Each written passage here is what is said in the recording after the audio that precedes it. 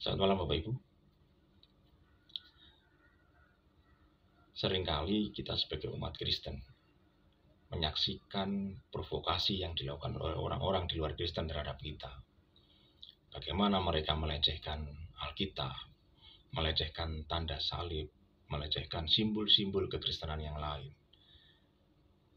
Mungkin dalam hati kita marah, kita emosi, kita merasa ingin membalas perbuatan tersebut.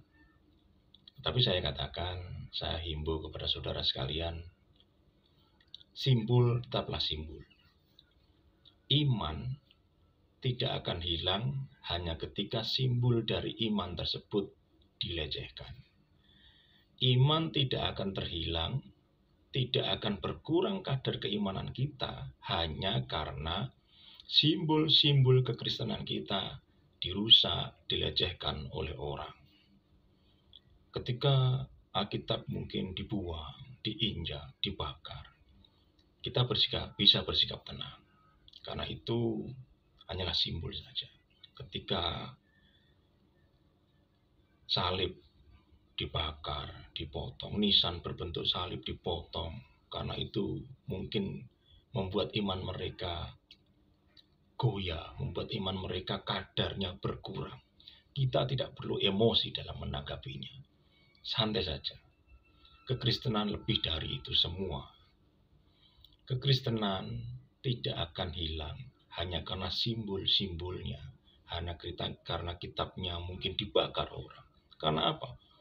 Buku Alkitab itu bisalah dibakar, dihancurkan. Tetapi kita masih punya Android yang berisi Alkitab juga di dalamnya kan. Jarang juga orang sekarang, orang Kristen bawa Alkitab ke gereja. Mereka cukup bawa HP dan ada aplikasi Alkitab di dalamnya. Mau berbagai macam bahasa pun tetap ada. Bapak Ibu dikasih Tuhan, hidup kita ini bukan hidup karena simbol. Iman kita, iman kekristenan kita ini bukan iman karena simbol saja.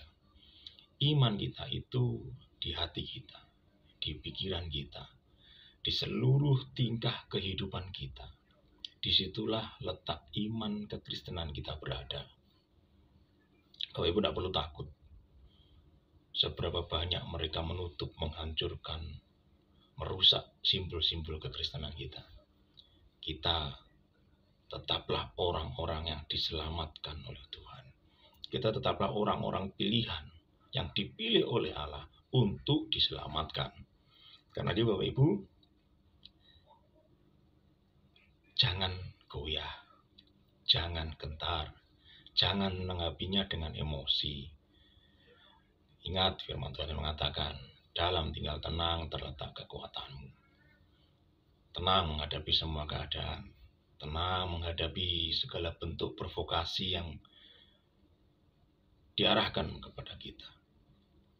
Kalau kita menanggapi amarah dengan amarah, itu tidak akan membawa keadaan menjadi lebih baik, tetapi akan merusak hubungan kita dengan sesama.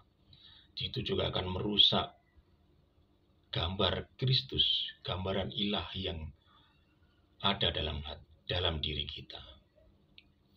Sekali lagi saya ingin mengatakan, jangan takut, jangan khawatir, tetap tenang.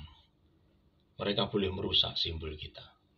Mereka boleh merusak simbol-simbol kekristenan, melecehkan simbol-simbol kekristenan. Tapi mereka tidak akan bisa merusak iman kita.